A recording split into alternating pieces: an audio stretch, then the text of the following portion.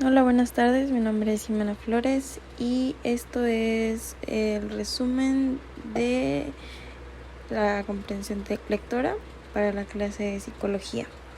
Bueno, el primer tema es acerca de los mecanismos de neurotransmisión y sus efectos en el comportamiento humano. La unidad básica de la conducta humana es la neurona. Se cree que existen de 10 a 100 billones de neuronas en el sistema nervioso y que las neuronas hacen 13 trillones de conexiones entre ellas. Las neuronas mandan mensajes electroquímicos al cerebro para que los seres humanos puedan responder a estímulos, ya sea ambientales o biológicos. A esto se le llama neurotransmisión. El método con el cual estos mensajes son enviados: cuando un impulso eléctrico viaja por el axón de la neurona, libera neurotransmisores y estos cruzan el espacio entre dos neuronas. Este espacio lleva por nombre sinapsis. Los neurotransmisores son los mensajeros del cuerpo humano. Transmiten información de una neurona a otra. Estos están almacenados en los botones terminales de la neurona. Es sabido que los neurotransmisores tienen un rango de diferentes efectos sobre la conducta humana. Por ejemplo, el neurotransmisor acetilcolina, su efecto es la contracción muscular y un papel en el desarrollo de la memoria en el hipocampo. La dopamina, que hace el movimiento voluntario, aprendizaje y sensaciones placenteras. La norepinefrina, la excitación, alerta y estimulación del sistema nervioso simpático. Y por último, la serotonina, su efecto es el sueño, niveles de excitación y emoción. Los psicólogos creen que los neurotransmisores desempeñan un papel importante, pero no son fiables para explicar minuciosamente la conducta humana. El siguiente tema es la localización de la función cerebral. Y bueno, las víctimas de accidentes cerebrovasculares, una o más particularidades del comportamiento se ven afectadas. Por ejemplo, si el daño es en el lóbulo frontal, altera la personalidad y la conducta. Y si el daño es en el lóbulo frontal izquierdo, en el área de la boca, su efecto es la dificultad en la construcción de oraciones gramaticalmente complejas.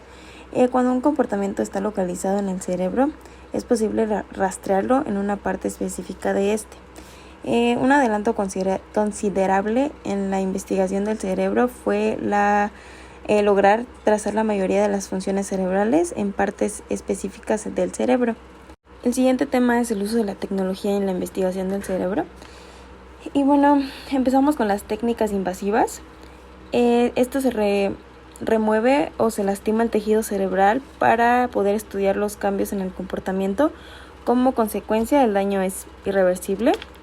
El siguiente es el electroencefalograma u ondas cerebrales.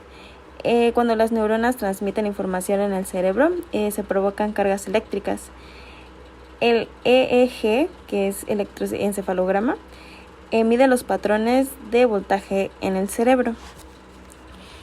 El siguiente es la topografía de emisión de positrones, que es PET, su abreviación, y básicamente escanea el metabolismo de la glucosa en el cerebro.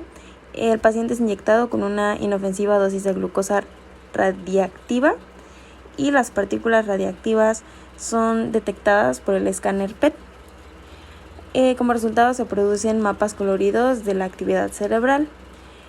Y la siguiente es la resonancia magnética funcional o IRMF, que esta básicamente ofrece imágenes tridimensionales del cerebro usando campos magnéticos y ondas radiales y muestra la actividad cerebral e indica qué áreas del cerebro se activan cuando están relacionadas con un comportamiento.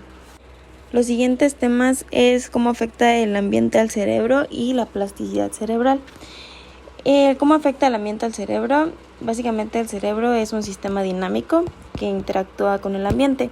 El cerebro se esculpe con la experiencia. No solo el cerebro determina y cambia la conducta, sino la conducta y el ambiente pueden cambiar al cerebro.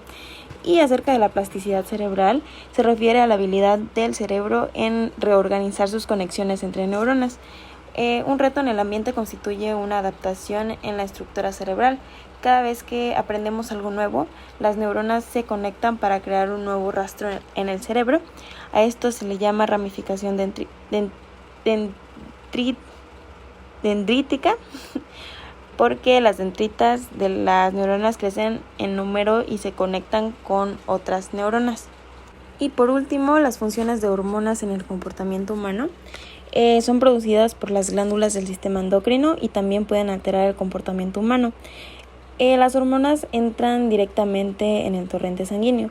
Por ejemplo, la hormona de la adrenalina se crea en las glándulas suprarrenales y su función es la excitación.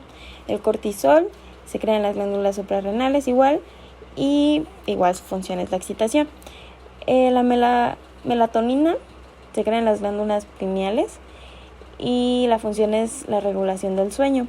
La oxitocina, que se crea en la glándula pituitaria e hipotálamo, que básicamente es el vínculo de madre a hijo.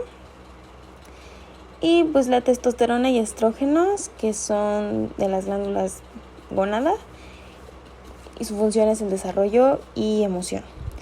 Muchas gracias por su atención, espero que le haya gustado.